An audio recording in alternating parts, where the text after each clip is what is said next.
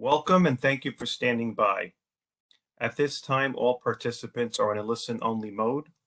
Today's webinar is being recorded and the recording will be posted publicly within about 2 weeks. If you have any objections, you may disconnect at this time.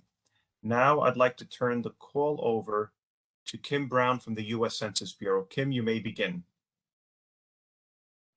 Thank you, Anthony.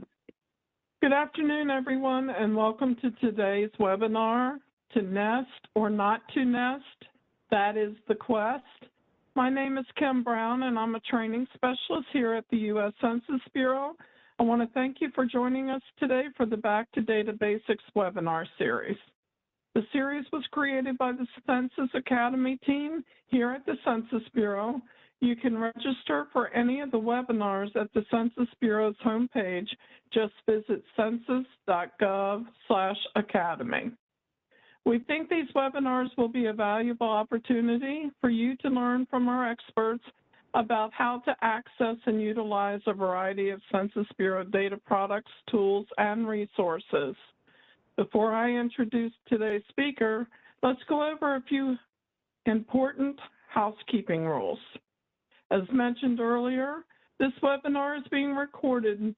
For your convenience, it will be posted to our Census Academy site within 30 business days. We'll post all supplemental materials, including the PowerPoint slides. In terms of how to ask questions during the webinar, you can submit your written questions using the Q&A panel, which is at the bottom center or right side of your WebEx screen. Please take a moment to locate that now. Once you found the Q&A panel, make sure you choose All Panelists from the drop-down menu. This will ensure we see your question. Don't send your question to an individual panelist. Also, we ask that you don't include any personal or business identifiable information with your questions. Now let's talk about the chat panel. Look for that on your screen now. It's probably right next to the Q&A panel. Definitely keep that chat panel open also, because this is where we will provide key links and other resources.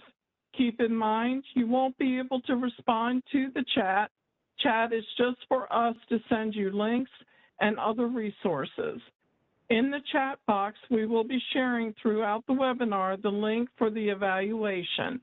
We are very interested in hearing from you how we're doing. My colleagues, David Krager and Noemi Mendez, will be monitoring the Q&A panel as time allows. We will answer your question directly through the QA panel, or we will share your question with the presenter to respond to after the presentation. If we don't get to all the questions with the response during the webinar, we will post the questions and responses with the webinar materials within 30 business days. Lastly, near the end of the webinar, we'll put into chat a link for the evaluation so you can tell us how we did. We hope you'll take the time to complete, again, as we always are looking for ways to improve our training. As you know, we are in a virtual environment and sometimes unforeseen technical difficulties may occur. If you have any issues, try a different browser such as Chrome, and/or please consider logging out and coming back into the session.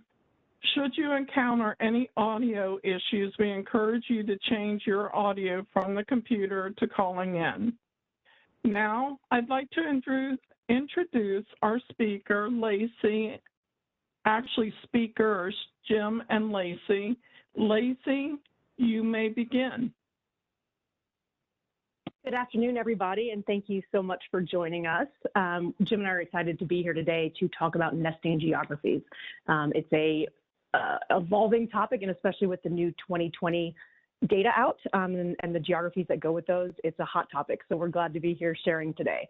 As Kim mentioned, this webinar is part of a bigger effort that the Census Bureau is making through Census Academy. And we also have data dissemination and training specialists across the country. That's my job, but there's one near you as well. So while we're going to go over nesting geographies and the associated data at a national level today, just so it's for a very broad audience, if you want to understand more local data or more local geographies, you can certainly reach out to us and we can have whoever is nearest to you reach out and do a presentation for either your group or your organization. Our objectives today are first to just understand the basics of census geography in general, and then we'll specifically look into the requirements for those we'll discuss today, which are census tracts, census blocks, and block groups. We're going to review examples of those nesting geographies and talk about how you can apply those geographies and do analysis using them. And then we'll have a quick discussion about census tract changes over time. And last but certainly not least, we will go into data.census.gov and tell you how you can find references for these geographies and then the data that you can use to populate either a map or anything else you're looking to create. Jim, would you start us off by going over just an overview of census geography, and the hierarchy is up for you to go. Sure, thanks. Can you hear me okay? You sound great. Thanks. Well, good day, everyone. Welcome to this presentation on to nest or not to nest. I'm going to give you a brief overview of census geography. To start out, let's talk about the two main types of census geography. And we break these down into two general groups, legal or administrative, and the second group, which we're going to focus on today, statistical geographies. If we talk about the differences here, we can point out some key elements of our legal and administrative geographies. First of all of these legal geographies have a governing body. A characteristic of these governing bodies is that their boundaries can change at the will of the government. And these governments can also incorporate new areas within their jurisdictions at any time. Some examples of legal and administrative geographies are states. American Indian reservations are another example. Counties, places or cities, congressional districts, school districts, and voting districts. These are some of the major legal or administrative geographies that the Census Bureau tracks and manages. Well, let's switch gears for just a second and talk about some basics of statistical geography.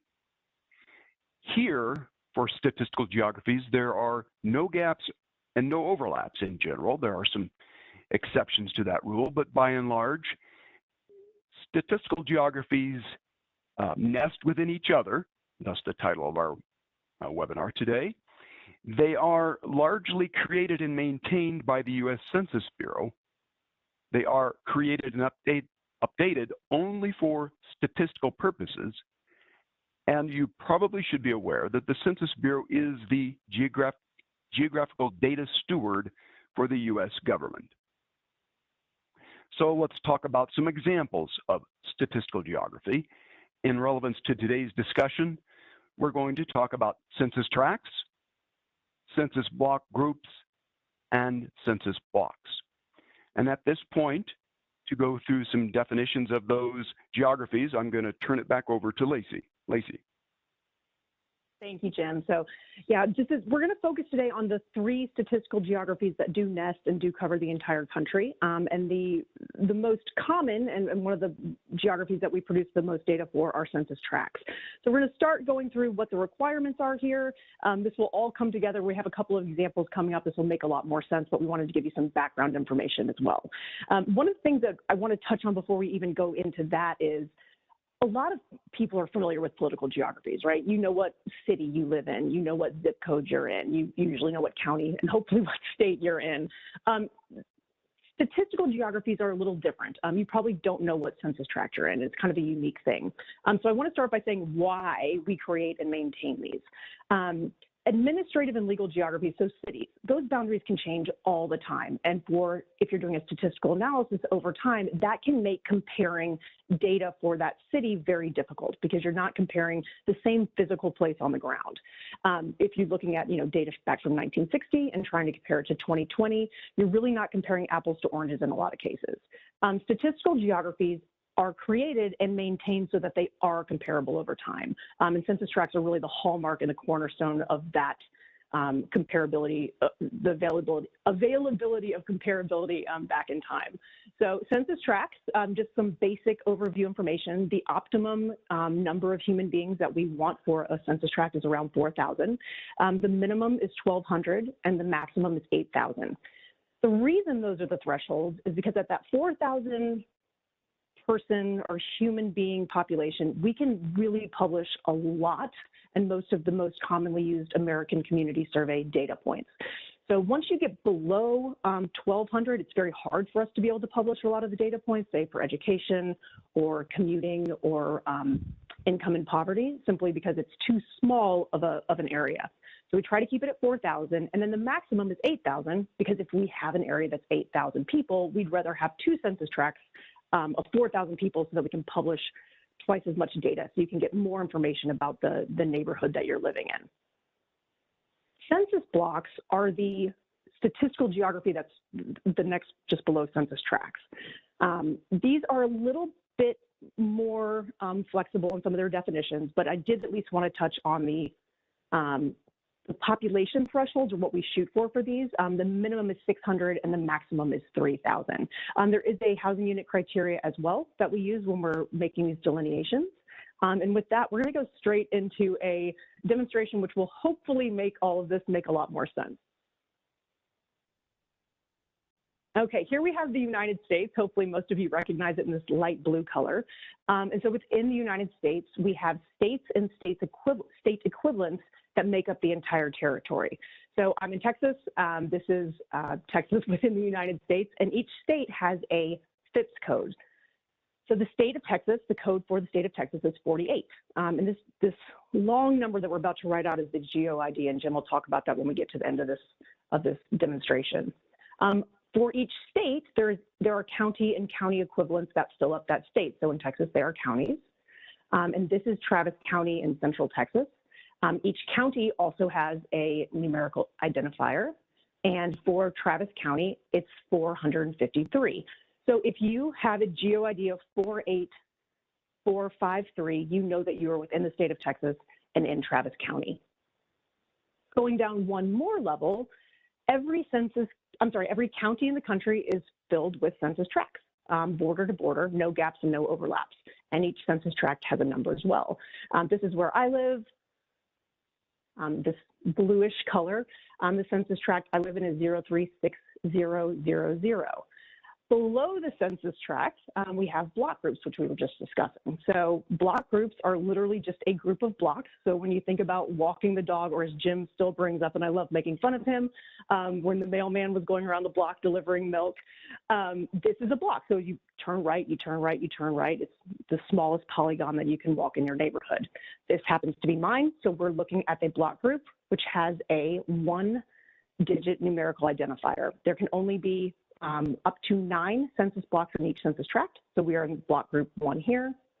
And last but not least, we have a block. So that orange block is where I live. Here we are zoomed in. And because this can become very abstract very quickly, this is what it looks like on the ground. So this is a very big census block. And the next example is going to be more urban, but we wanted to give you a feel depending on where you are. Blocks can be very different, tracts can be very different, and so can block groups.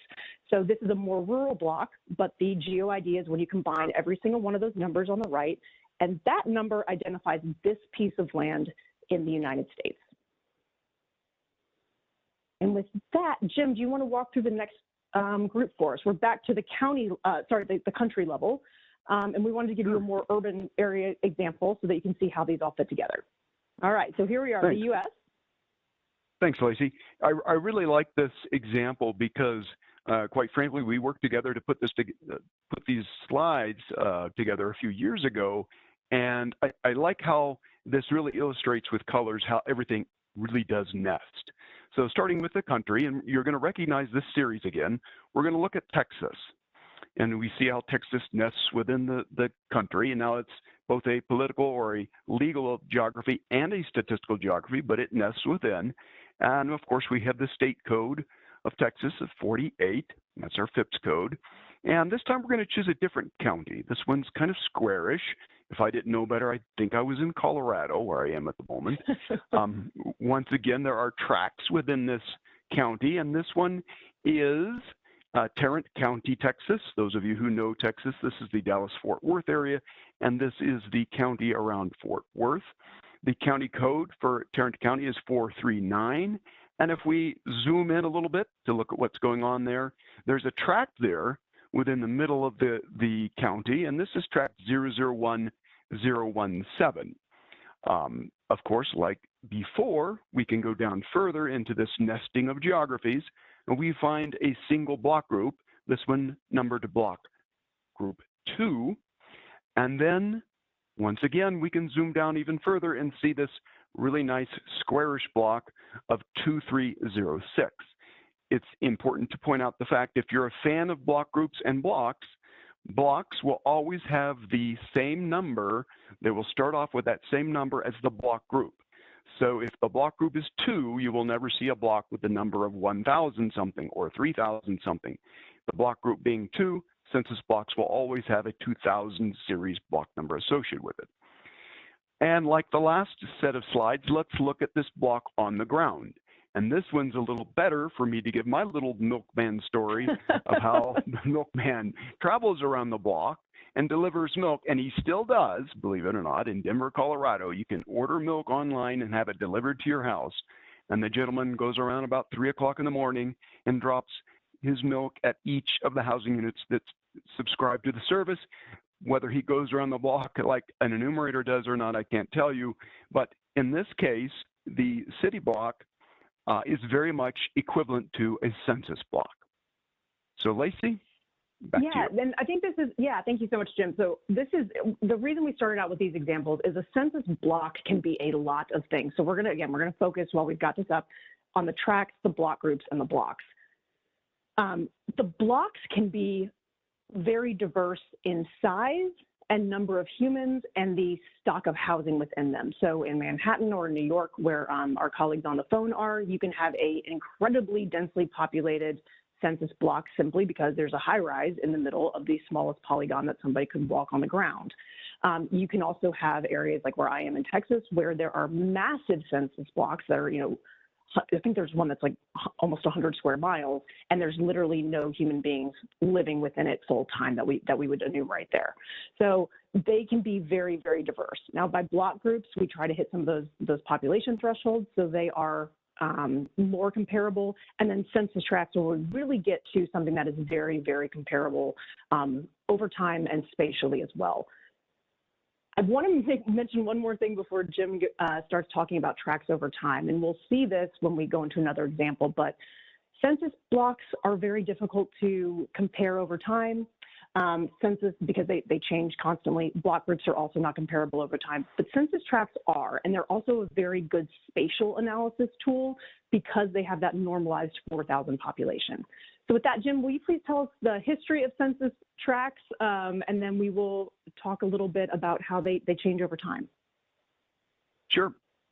So census tracts are a concept that really evolved right around in the 1910 census. They originally were designed as sanitation districts. Folks realized that as the urban environment, the built environment evolves and more people live in close quarters, that issues of sanitation became a concern. And so the first census tracts in the United States really evolved out in an effort to manage sanitation districts in New York City. Once that notion really caught hold, people realized, hey, we can take these districts and use them for long-range planning. So by 1940, the notion of a census tract, as we now call them, kind of took hold across the country, and the Census Bureau made an effort to establish committees who formed census tract plans for all of the major metropolitan areas in the United States and each of the capital cities of the country. By the 1990 decennial census, there was full coverage of census tracts covering the United States. So one of the notions about census tracts is that, and Lacey mentioned this already, the basic fundamental design of tracts is that they're comparable over time. And because populations change within a specific geography, we try to maintain that optimum 4,000 population in census tracts. What do we do when there's development in an area of an existing tract? So as a population grows, how do tracts change and how do we maintain comparability? In the next few slides, we're going to try to demonstrate that. Yeah, Am absolutely. I missing anything? No, Go ahead, I mean, Lacey. the one thing I would make a note of is you know, those thresholds are there because that's really 1910 in major urban areas, and then 1990 is where you can go back and compare data back to that date. But and you probably are getting this through looking at the dates. Most of our geographies, and certainly our statistical geographies, are redelineated every decennial census for every decennial census. So there are 10-year intervals here, and that's what you're going to see going forward. So let's look at how this area changed from the 2000 census up through 2010. Perfect. So I always like having this discussion with a statistician on board because geographers, such as myself, we look at this thing from a visual, spatial construct. And our statistician, such as Lacey, she will look at it from a very different perspective. And I really like working with Lacey on this because we complement each other on looking at it from a geospatial construct to a statistical. Boy, do I have a hard time with that word. Statistical, yeah, it's rolled right off my tongue. Maybe that's why I'm a geographer. I just could never say statistics. There you go. And to start out, where is this? Well, this, Lacey, is in Denver, Colorado, and this image reflects an area that was known as the Stapleton International Airport. Those of you who may know Denver would recognize this image. And this is a census tract shown in white outline, 004105. And without getting into the nitty-gritty about how we number tracts, locally this would be known as tract 41.05. This tract was designed by the Regional Planning Organization as a tract to stand on its own to separate the airport from the surrounding communities. And Lacey, do you mind commenting on why we might want to create a tract that separates an airport from the surrounding communities? I would love to, but I'd like to do it in 2 more slides if that's okay. Let me get through the changes. Very good. So let's look at this same area of Stapleton Airport for the 2010 census. What we've discovered is that because the old Stapleton Airport was dissolved, was relocated to the Denver International Airport, somewhat further outside of the core urban area, it was an opportunity for urban and regional planners and developers to redevelop the old Stapleton Airport into a new urban community, and it is now called the Stapleton Community, not surprisingly. But as that development occurred, there was realization that the population within that original tract now was much greater than that 4,000 person optimum. So what is done to maintain comparability is that we keep that outer boundary of the original tract and we subdivide that tract into smaller pieces. As we do that, we're creating smaller pieces of the original tract that equal about 4,000 people. In this case, for the 2010 census, it was determined that there was enough population to create 2 tracts of 4,000 population each, approximately, and then a 3rd tract. And this is called a special land use tract. That begins with the 98, and the full number is 980100.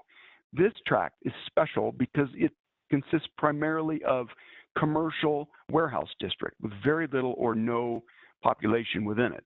And Lacey will address that issue in just a moment as well. But let's move forward 10 more years and see what happened to this area for the 2020 census. Once again, there has been more urban development, suburban development on the north end, and densification down near the core parts of Denver. But as this densification occurred and more people moved in to these census tracts, new splits were required, all the while maintaining that original outer boundary of the census tract. What this allows us to do as a data user is to compare those changes through time and assemble all of these pieces that you see as part of the 2020 census tract plan back into the original tract from the 2000 census. And these are those nesting issues within the tract itself. And these are the splits that maintain that optimum 4,000 population. This is how we deal with that growth over time with the census tracts. Lacey. Excellent. Yeah. So Jim is absolutely right. That, this is a specific phenomenon that happened in Denver, where the airport was closed, and then there was, both retail and residential population coming in. This actually happened in the Austin area where I am. But there are different reasons that a population in an area grows. Sometimes it is just, land. Where I live, it used to be mostly cattle land, and now there is a development, basically urban sprawl coming out from Austin.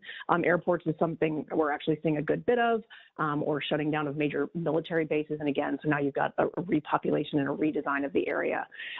So in this case, let's look at a couple of the areas here. So what Jim mentioned is, we do have reasons that we're drawing the boundaries around each of these tracts as we are. So while in most cases, well, in all cases, we're looking for that optimal of 4,000 people. And we also want to isolate unique or similar populations if we can. And what do I mean by that? First of all, as a data user, we want you to be able to look at the boundaries for your census tract and for you to say, oh, okay, that makes sense. That's my neighborhood. I know where that is. So we don't want them to just be completely arbitrary, pieces of land that have 4,000 people. We want them to reflect either a development. One of the things that we might try to isolate is, say, a dormitory area, a university housing. Certainly, if there is a neighborhood that came in at single-family homes, and then right across the street, there is a very, large population of high-density apartments. We'll try to keep those separate. And the reason that we do that is we want to make sure that when you're looking at the tract, not only does the piece of land make sense, but so does the population. So I went to Texas A&M. They have seen even more growth, which is kind of amazing. And they're putting in all these really cool dorms that I'm very jealous weren't there when I was. And they're right next to more traditional single family styled homes. So like where, people from the area live. And we keep those separate, because the housing stock, the single family homes were there before. So we want to be able to keep looking at that same piece of land. And then because, you have 4,000 university kids, sometimes they're specifically male or female, depending on the situation.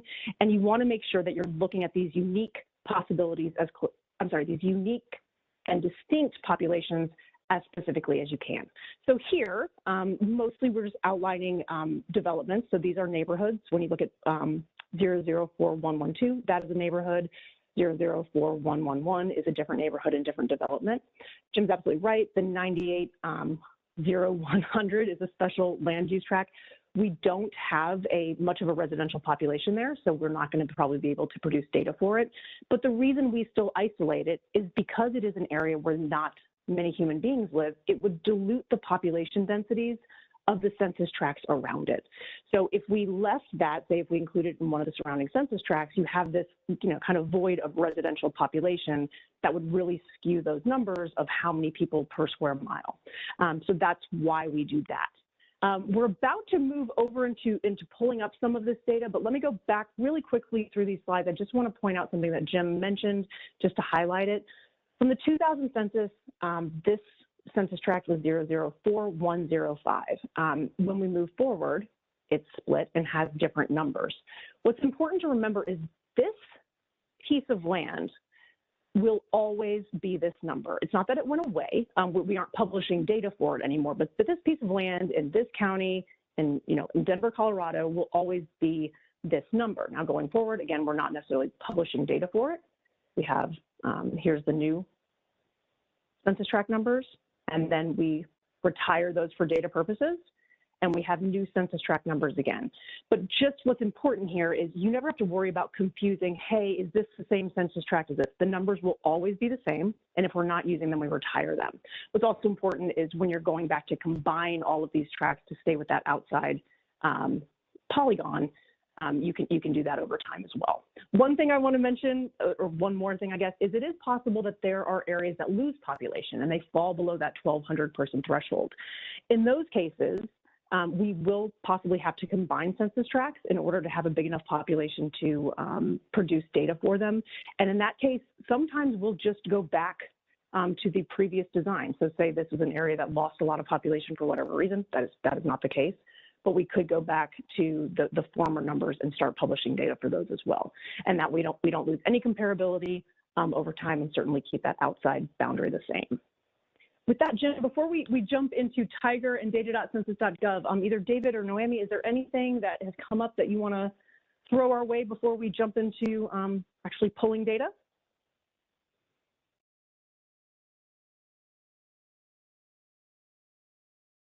No, I think No, we're all good I on don't this think so.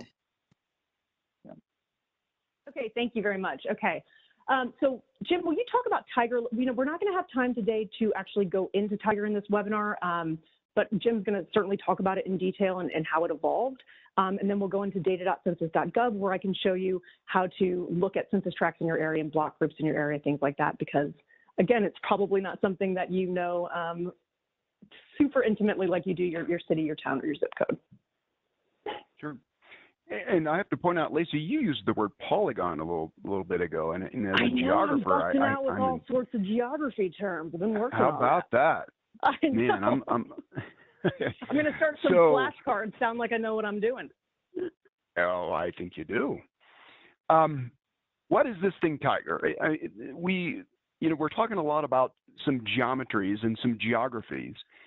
If you didn't know already, and those of you out there who are geographers or GIS practitioners, you probably know all of this.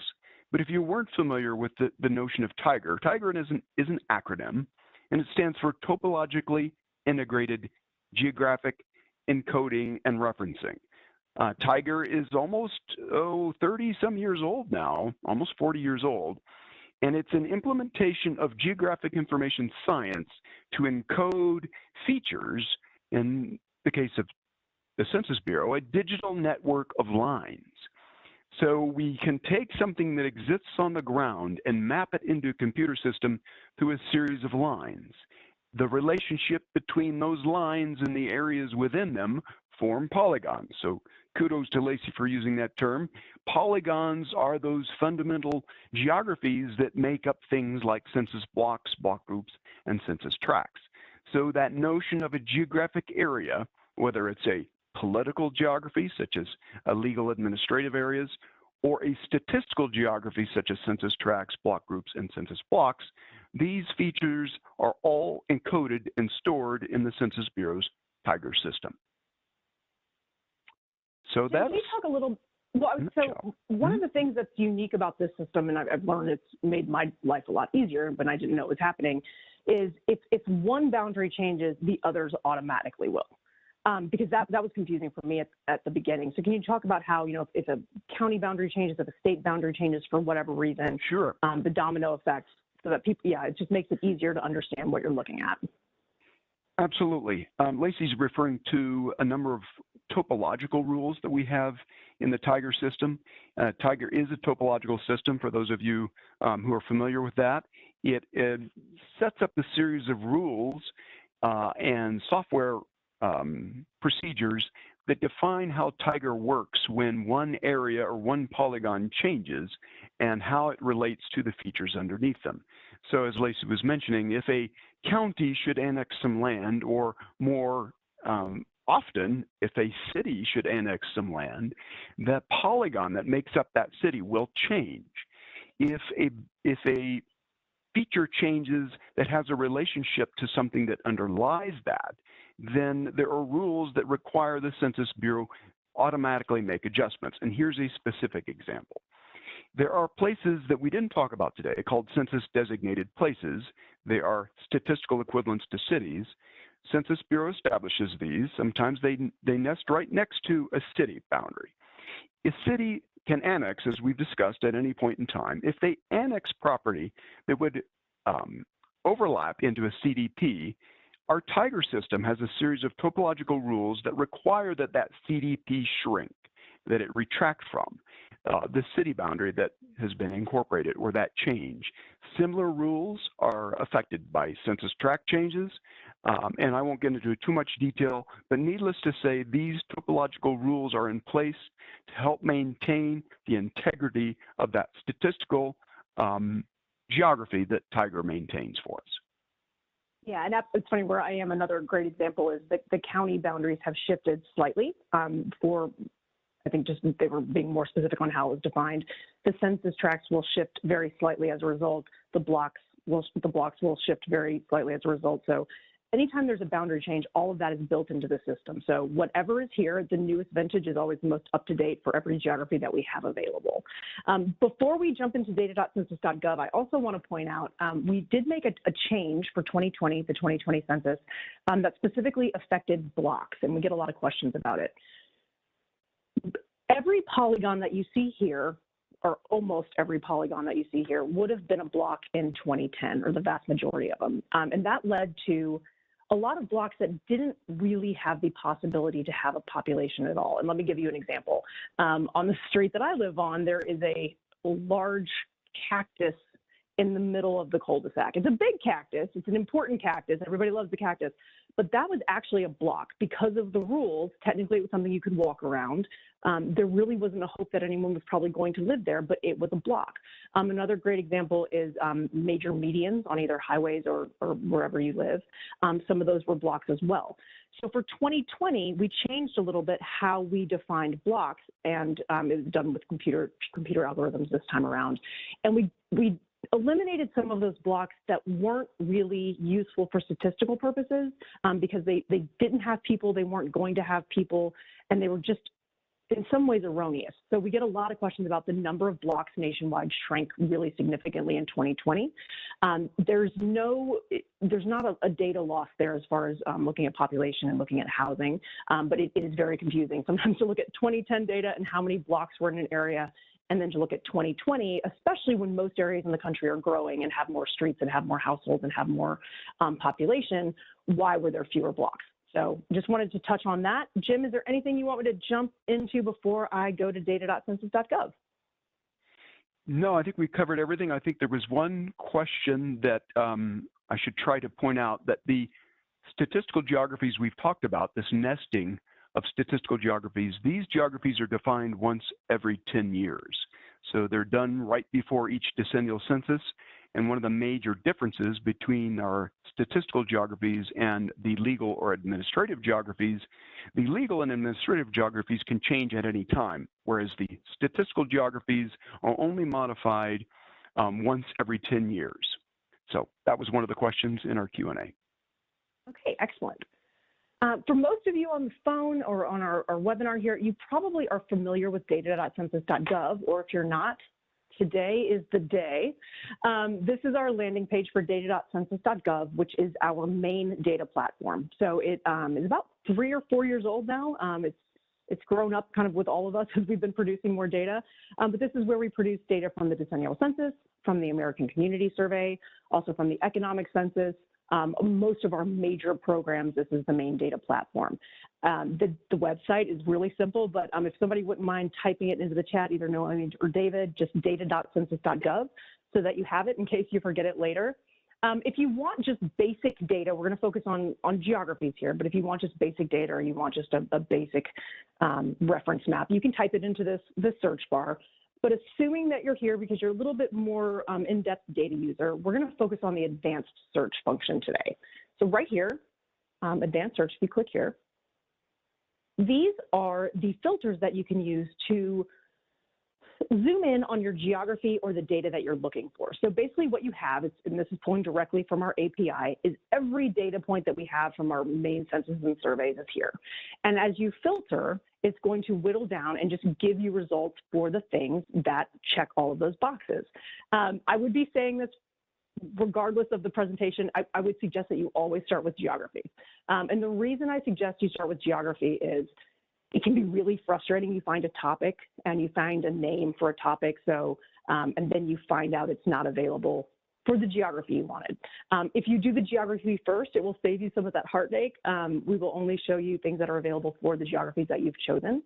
At the very top, we have the most commonly used geographies, and most people kind of stick in this area, but certainly we have the nation. And for nesting purposes, states nest within the nation, counties or county equivalents nest within the state. Then we have places, those are cities, those are administrative or legal entities, and zip code tabulation areas, as well as metropolitan statistical areas. And then this last row are the three that we were focusing on today. So we have census tracts, blocks, and then block groups. I'm going to look at tracts. This is, again, kind of the sweet spot where they're fairly small in size most of the time, have around 4,000 people, but we're able to produce a lot of really great data for them. So the first thing it'll bring up is, do you want to pull all census tracts within the United States? There are a lot of people that may want to do this. I'm not going to do it today. It's a large data set, but if it's something where you're doing really in-depth analysis, you can download it once, save it once. You can certainly get any of this information from our API as well. I'm going to use a slightly smaller example just because it's easier to demonstrate here today. We're going to go to Arizona. For each geography you choose, it is going to give you the option to do all census tracts within that. So here we have the option for all census tracts within Arizona, which may very well be what you're looking for. But so that we can display this on one screen without getting too far in depth, let's look at Apache County. So if we look at all census tracts, so we will choose all census tracts within Apache County. You can also, if you know what census tract you're specifically looking for, you could pick and choose. If you know, if you just want one and don't want to muddy the waters with choosing all of them, or if there are just a few that you want to compare, you can choose these individually. Or what we'll do is just do all census tracts within Apache County, Arizona. From here, you can choose search. Let me show you what that'll look like. This will pull up the most commonly selected tables, maps, and pages for people that had searches similar to yours. So this is just the highlights. Most of the time, what I'm looking for does come up here at the top. For those of you who may have been using data.census.gov just when it was released, sometimes it was a little frustrating what came up as the most commonly chosen things just because it was such a new system. I promise you, come back to it. It does a really great job now of bringing things to the top that are usually what people are looking for. So under all, these are the highlights. Under tables, we have the most commonly chosen tables for all census tracts in Apache County, Arizona. Under maps, and this will be relevant very quickly, we have all of these census tracts within this county. So again, most people don't know what county they're in. I'm sorry, most people know what county they're in. Most people may not know what census tract they're in. So this is a great way to reference that. You'll notice you don't see the numbers yet. You can zoom in. Just depends on where you are, how far you have to zoom in before it's, there we go. So here are your census tract numbers. And if you want to, you can make this, you can minimize this so that you can really see a little more easily the boundaries for the census tracts. These are just reference maps. This is, Jim will wrap back up talking about Tiger and how to access them if you need shape files, but this is a great reference map if you're just trying to understand the area and the data that you're looking at and how it really associates. Okay, so that was under maps, and then pages is usually a lot of reference material. It'll have methodology papers and things like that based on the geography of the area that you're looking for. Back to filters. If you do say you know that you want all census tracts within a certain area or whatever geography it is. Where'd it go? If you want to whittle it down and say, look at a specific topic, the way that you can do that is just here. These all have drop downs as well. So if you are looking for information about people's employment in the area, if you're looking for educational attainment or educational enrollment, all of that information is here. So you can go wild on this page. Like I said, there are many subcategories, but let me just show you, for example, if you did want to whittle down one more level, under education, we have not only educational enrollment, but attainment. Let's go with attainment. And then if we were looking at the map, it'll tell you the tables here, and it'll give you some basic information about, in this case, educational attainment. So again, just gives you a really quick and easy understanding an idea. So this is age by total, but you can choose any of the variables. Oh, what did I just do? Sorry, guys, clicked on the wrong thing. Okay, we get to walk through it one more time. Again, if you're at data.census.gov and you want to choose, let's say, all, let's do block groups this time. And then we'll go back to Arizona. And they'll go Apache County, Arizona. And just as another example, you can choose a census tract. You could certainly choose all block groups within Apache County too, but let's just choose one for an example, because that's what I was going to do next anyway. And here, this just happens to have one, but you can choose all block groups as well, and this would map for you too. Let's do all block groups and look at the map.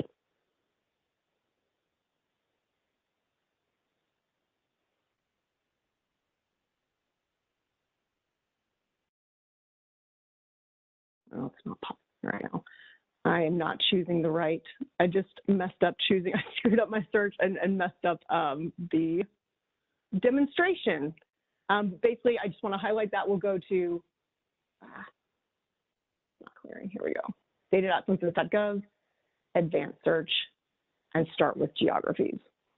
Sorry, I ended the tail of that wrong by accidentally clicking to the very beginning, and then it keeps your search, whatever you have currently in there. But David and Noemi, are there any major questions about how you navigate data.census.gov? Or this is a great time for anyone to type in the chat. I will mention too, so here's all the topics that we mentioned right before I clicked on the wrong thing. If you know what survey you're looking for as well, and a lot of times you will, especially if you're somebody who uses this data very frequently. The American Community Survey is our largest household data collection survey. So it's like 3.5 million households a year. It's a really big survey. If you know you want that data, it's here. If you're looking for, say, decennial census, that's here as well. And we have economic census. And then specifically, if you know you're looking to do, for the purposes of this conversation, an analysis over time. So say you want to go back looking at census tracts from the 2000 census, from the 2010 census, and then the 2020 census, you can choose your years here as well. So if you know specifically what you're looking for, this is a great way to filter down those options. So you can be looking at the data more specifically. And if you don't, we'll give you the most commonly chosen search options. Okay, I'll pause there. Can you hear me? Have about 5. Yeah, I sure can. Hey, David. Yeah, so someone's asking a question. I'm going to maybe paraphrase a little bit, but they're asking when you're pulling up tracts or lower geographies in data.census.gov, the person says you're getting 2020 census info and the newest ACS. When choosing metro and micro, one level above, the data is from 2010 or 2015 5-year data. How do you get the latest data for metro or micro? And I'm not sure that I know exactly the answer, but one thing I do want to say is coming from the geography end of things, I always choose the year first and not the geography. What do you think about that? Okay. So it just really, it depends on for me, the reason I don't usually choose the year first is especially because we had some delays with the 2020 ACS and we had some delays with the decennial census. Even those of us who are very familiar with our normal release schedules, those were altered a little bit. Luckily, data.census.gov, at least for me, but to each their own, does a good job of bringing the most recent releases to the top of the search. Now, there is one example there. That's the 2020 ACS, which is a whole nother conversation. We released that as an experimental data set.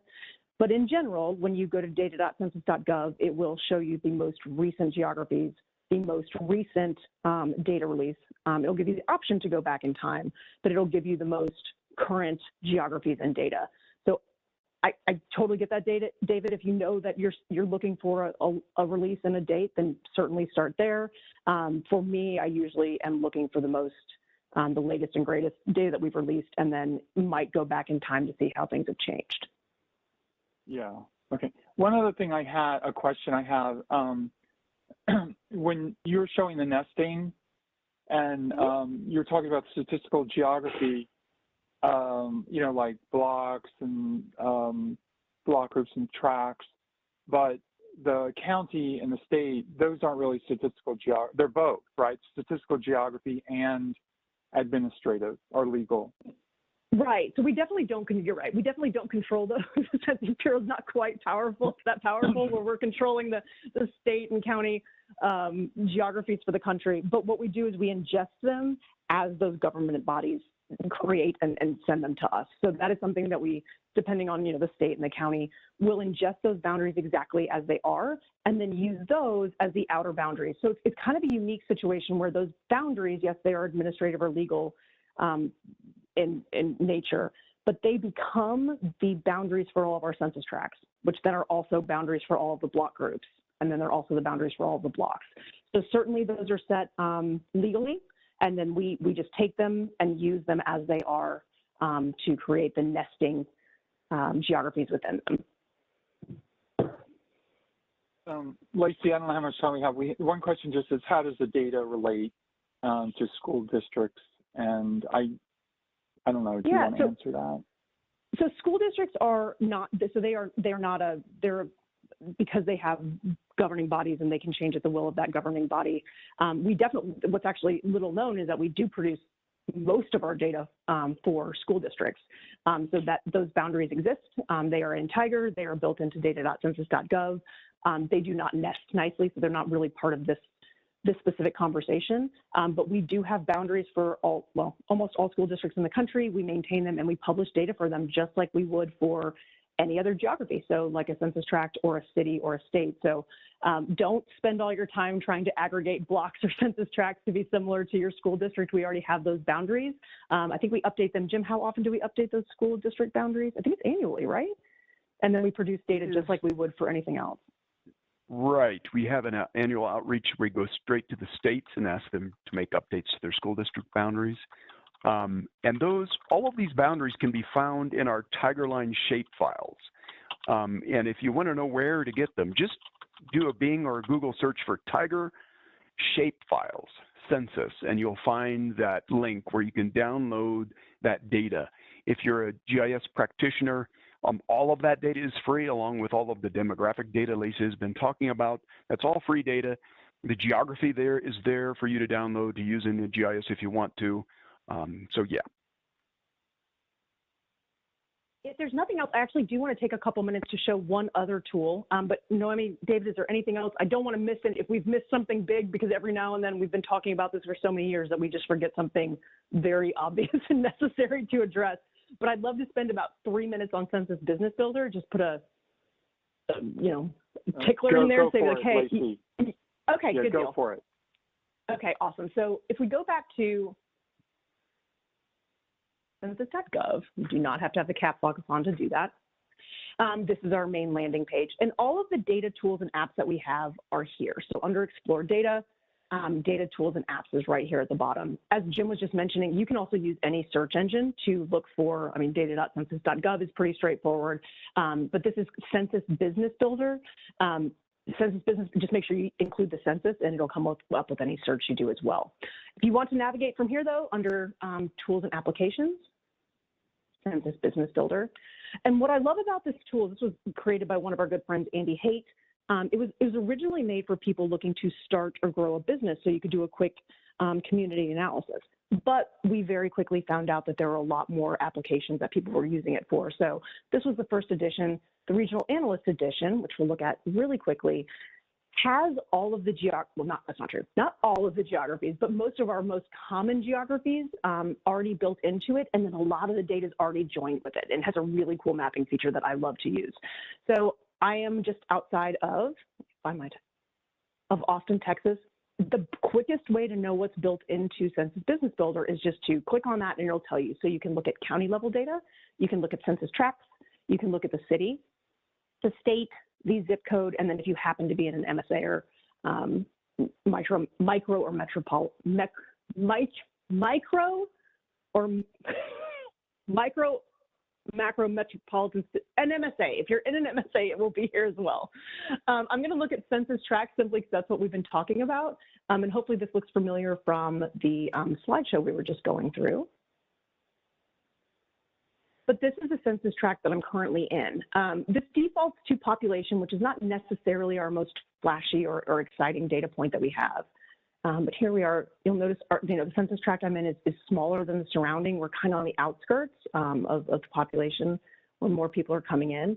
But right here is where you can choose a lot of other data points to just get a quick and easy understanding of where people live within these nesting geographies we've been talking about. So we have demographic characteristics here, socioeconomic characteristics, and housing characteristics under consumers and residents. We also have a lot of our business data built in, so you can choose business on an annual basis. Because we're looking at census tracts, most of this is available at the county level, but we have information on businesses, the workforce, building permits. We can even tell you how many building permits were issued for an area, consumer spending, and then you can actually bring in your own data here as well. So let's just go to consumer residents. I just want to give you one example, and then this tool luckily is so user-friendly and so easy that you can just come here. It'll be something that'll be quick and easy for you to explore if you want to. Let's look at the percentage of people with health insurance coverage. Select variable.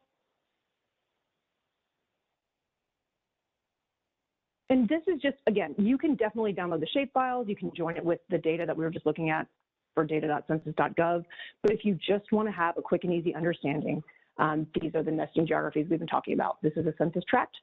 You could certainly be looking at the county as well and just see how the population lays out with these different variables without having to do all that back work. For me specifically, this is a great way to get a starting point to find out if it's worth my time and energy to go pull data, pull shapefiles, join them, and do the analysis. This is a great, great starting place. So here we are in this census tract. We've got 90% of the population has health insurance coverage. And let's say we want to look at somewhere where there is a lower percentage of people, a higher percentage of people with health insurance coverage.